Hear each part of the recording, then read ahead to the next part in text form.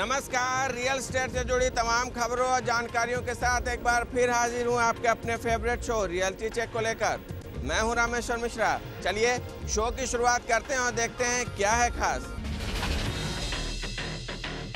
दिल्ली में सस्ती कीमत पर घर की तलाश करने वालों के लिए अच्छी खबर।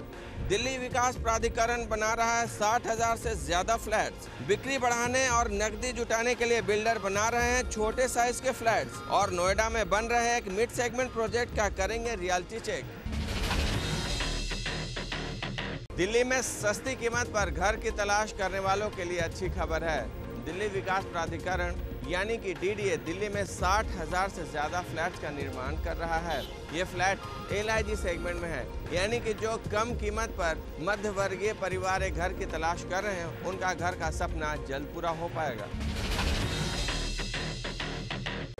दिल्ली में एक घर खरीदने की इच्छा रखने वालों का सपना पूरा हो सकता है।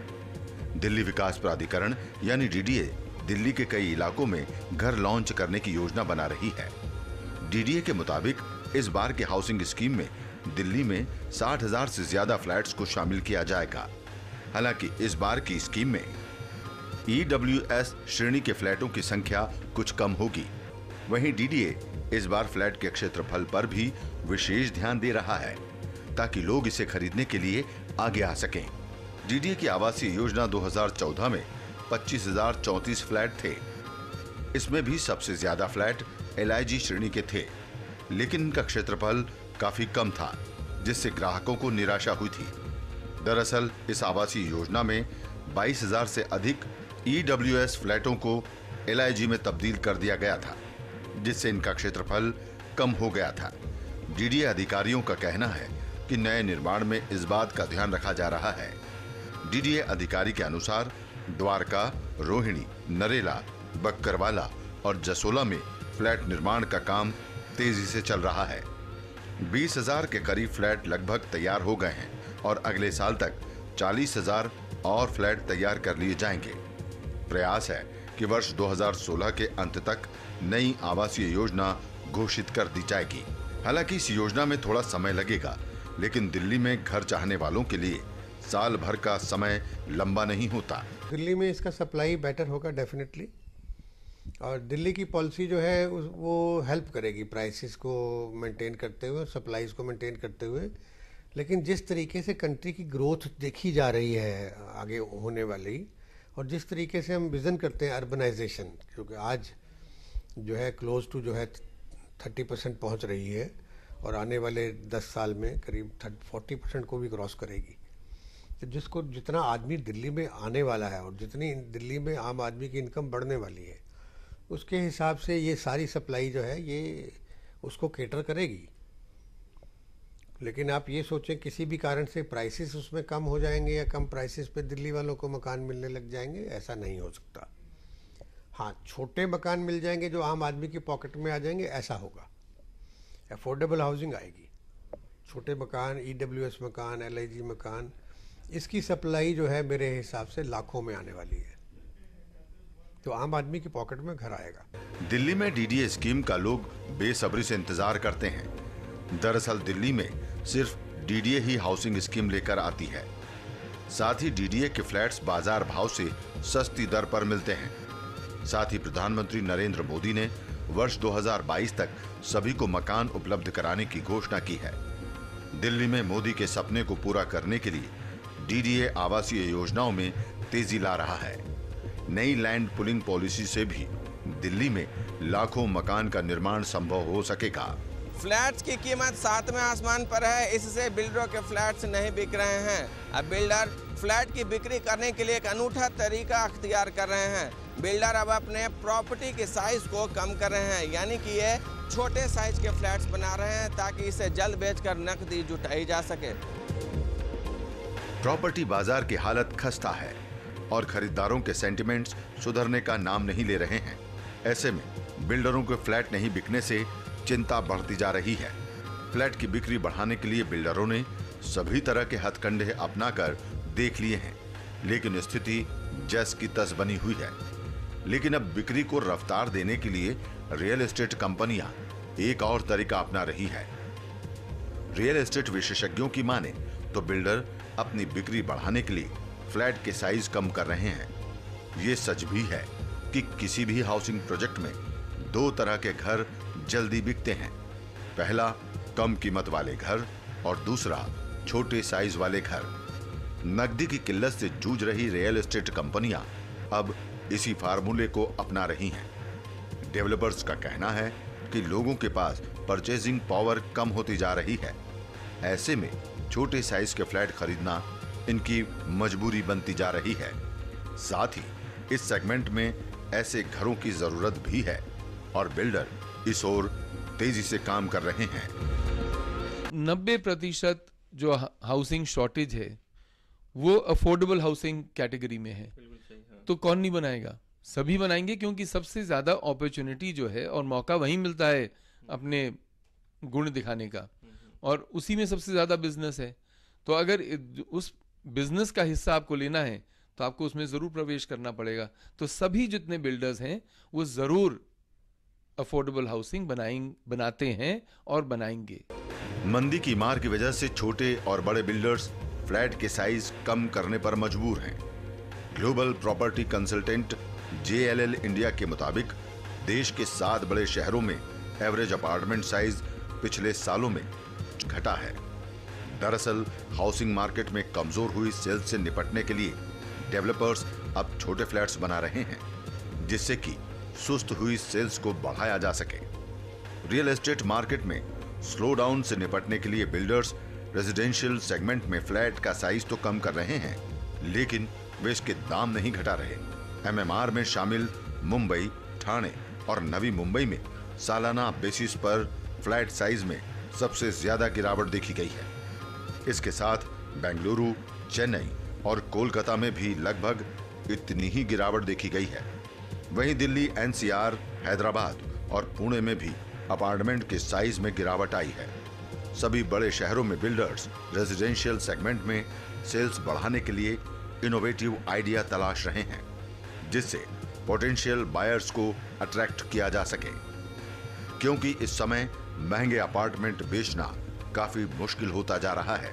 JLL इंडिया की एक रिपोर्ट के मुताबिक देश के तमाम शहरों में पिछले 5 सालों में एवरेज अपार्टमेंट साइज में कमी आई है।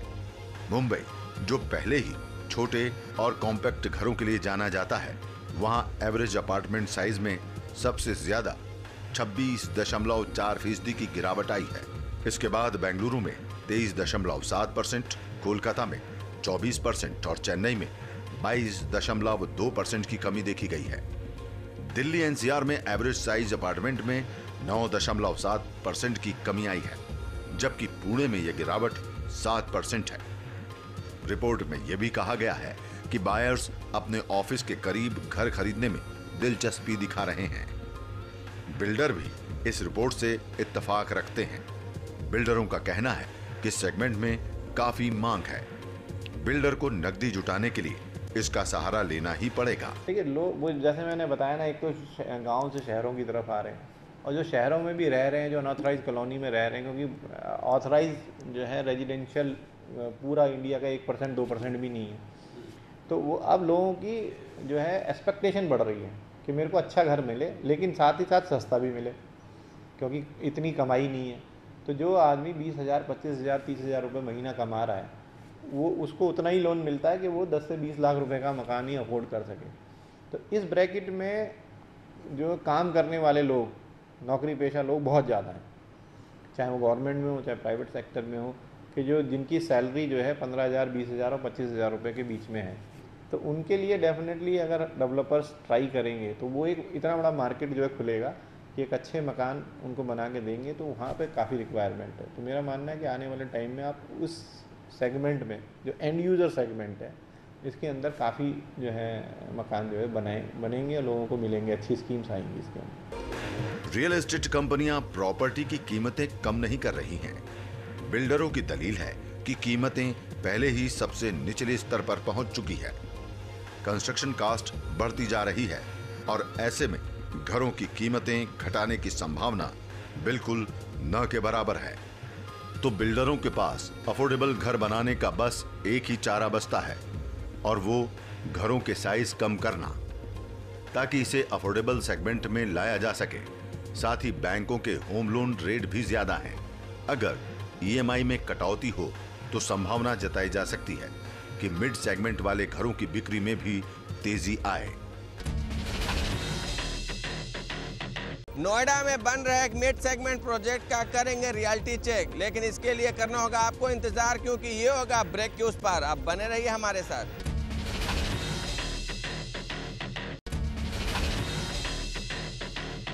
हर हफ्ते हमारी कोशिश होती है कि हम आपके सपने के घर की तलाश में आपकी पूरी मदद करें।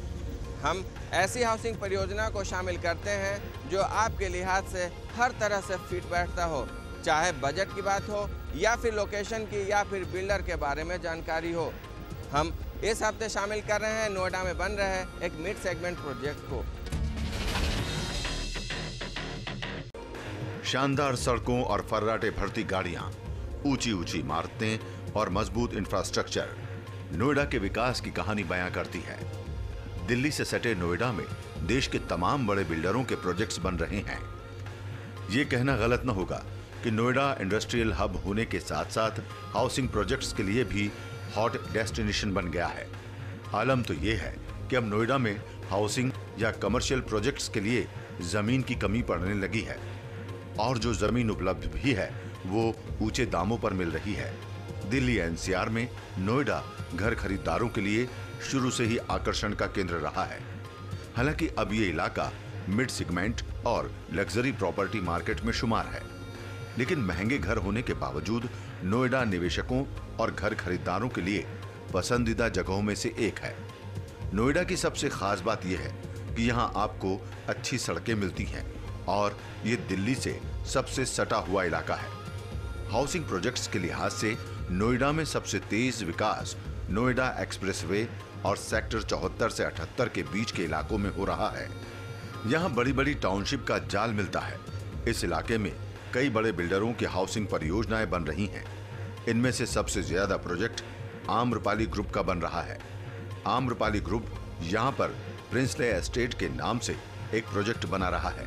ये प्रोजेक्ट नोएडा की प्राइम लोकेशन पर मौजूद है और इसकी कनेक्टिविटी भी बढ़िया है। देखिए, जब हम लोगों ने शुरू किया था उस समय भी वो मिड सेगमेंट के लिए था, और मुझे लगता है चूंकि मेट्रो स्टेशंस वगैरह वहाँ आ गए हैं, पूरी मेट्रो की लाइन आ गई है, मेट्रो का कंस्ट्रक्शन शुरू हो गया है, तो उसके डिमांड बहुत बढ़ गए। अगर आप बिलीव नहीं करेंगे, प्रिंसले एस्टेट में मेरे पास रेडी टू मूव इन एक भी फ्लैट नहीं। जो हमारा दूसरा फेज है छोटा सा, उसमें 500-600 फ्लैट्स हैं जिसका डिमांड बहुत हाई है। तो ये अपर मिड सेगमेंट में, मिड सेगमेंट से अपर मिड सेगमेंट में ये प्रोजेक्ट आता है। और फर्स्ट फेज का निर्माण हम लोगों ने काफ़ी हद तक कंप्लीट कर लिया है। हमारे जो भी सर्विसेज हैं, चाहे क्लब हो या स्विमिंग पूल हो या जिम्नाजियम हो, ये सब प्लेस में आ चुका है। और दूसरी बड़ी महत्वपूर्ण बात है कि उस जगह पर बिल्कुल प्रिंसले एस्टेट के कोने पे, कॉर्नर पे मेट्रो स्टेशंस की घोषणा की गई है और मेट्रो का निर्माण भी पूरा हो गया है। तो जितने भी उस सेगमेंट के वर्किंग क्लास हैं, उन लोगों के लिए वो एक बहुत ही बेहतर ऑप्शन है। आम्रपाली ग्रुप का प्रिंसले एस्टेट नोएडा के सेक्टर 76 में बनाया जा रहा है। नोएडा के सेक्टर 74 से लेकर 78 तक तेज विकास देखा जा सकता है। ये इलाका नोएडा की प्राइम लोकेशन में शुमार है, लिहाजा यहाँ फ्लैट की कीमत भी आज लाखों करोड़ों रुपए में है। आज हम बात आम्रपाली ग्रुप के प्रिंसले एस्टेट की कर रहे हैं। ये प्रोजेक्ट 15 एकड़ एरिया में है और ये एक मिड सेगमेंट का प्रोजेक्ट है। इसमें 17 टावर बनाए जा रहे हैं और इसमें कुल फ्लैट्स की संख्या 1919 है। प्रिंसले एस्टेट प्रोजेक्ट में 2, 3 और 4 बेडरूम फ्लैट के विकल्प रखे गए हैं। इसमें फ्लैट का एरिया 875 वर्ग फुट से लेकर 1540 वर्ग फुट के बीच है। इसके अलावा इसमें 4 बेडरूम फ्लैट का भी विकल्प रखा गया है, जिसका एरिया 2400 से 4175 वर्ग फुट के बीच है। कीमत की बात करें तो यहाँ पर फ्लैट खरीदने के लिए आपको औसतन 6800 रुपए प्रति वर्ग फुट के हिसाब से चुकाने होंगे। यानी कि यहाँ सबसे छोटे फ्लैट के लिए आपको 50 से 55 लाख रुपए खर्च करने होंगे। इस प्रोजेक्ट की सबसे खास बात यह है कि ये ready to move in project है और लोगों ने यहाँ रहना भी शुरू कर दिया है, यानी कि कीमत चुकाइए और रहना शुरू कीजिए।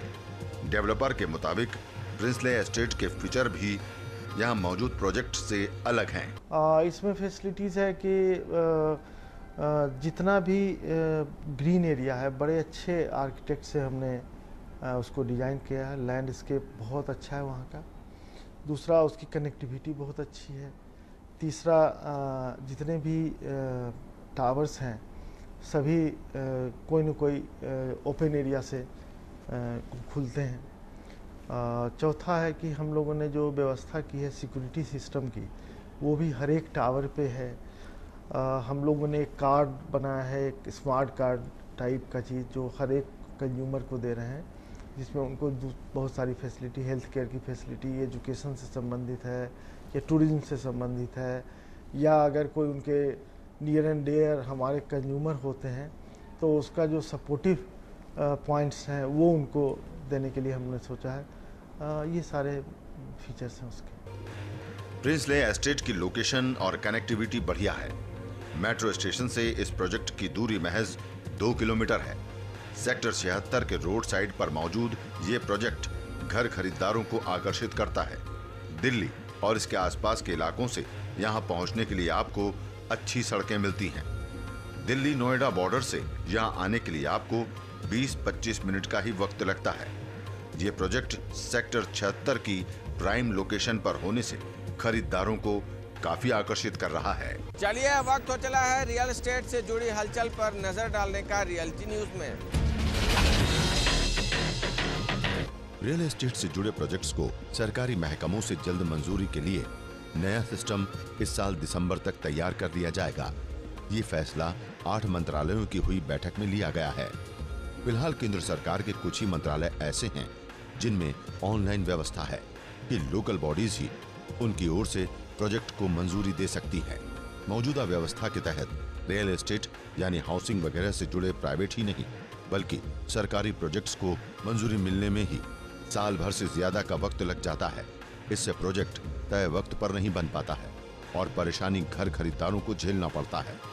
अब सरकार स्मार्ट सिटी जैसी योजनाओं के तहत आवासीय योजनाएं ला रही हैं। इसी वजह से सरकार चाहती है कि मंजूरी की प्रक्रिया सरल हो ताकि तय समय में ही प्रोजेक्ट को क्लियरेंस मिल जाए। सरकार इसी इरादे से एक सिस्टम बना रही है जिसमें प्रोजेक्ट्स की मंजूरी के लिए अवधि तय कर दी जाएगी और विभागों में उसी तय अवधि में ही मंजूरी देनी होगी।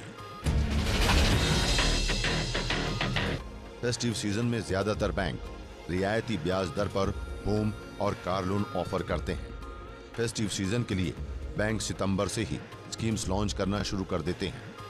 इस साल HDFC और कैनरा बैंक ने शुरुआत कर दी है। साथ ही पंजाब नेशनल बैंक ने भी रिटेल ऋण उपभोक्ताओं को विशेष रियायतें देते हुए फेस्टिवल बोनांजा ऑफर घोषित किया है। ये पहले 1 जून से मानसून बोनांजा के नाम से मात्र आवास एवं ऋण के लिए ही उपलब्ध था, लेकिन अब ये 1 सितंबर से सभी तरह के हाउसिंग लोन पर लागू होगा। इसमें लोन पर अपफ्रंट या प्रोसेसिंग फीस और दस्तावेजों में पूरी छूट प्रदान की गई है। यह फेस्टिवल स्कीम 31 दिसंबर तक चलेगी। बैंक के किसी भी शाखा में संपर्क कर इस योजना का लाभ उठाया जा सकता है। अभी वक्त है एक छोटे से ब्रेक का। ब्रेक के बाद बहुत कुछ है खास, आप बने रहिए हमारे साथ।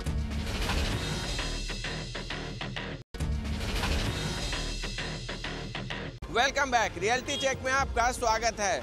चलिए वक्त हो चला है आपके भेजे सवाल और उन पर हमारे एक्सपर्ट की राय जानने का। मोटर्स मुरादाबाद से पूछते हैं कि नोएडा में फ्लैट खरीदना है, जो दिल्ली के पास हो, सलाह दें। हम आपको यही सजेशन देंगे कि सबसे पहले आप देख लीजिए आपका बजट क्या अलाउ करता है।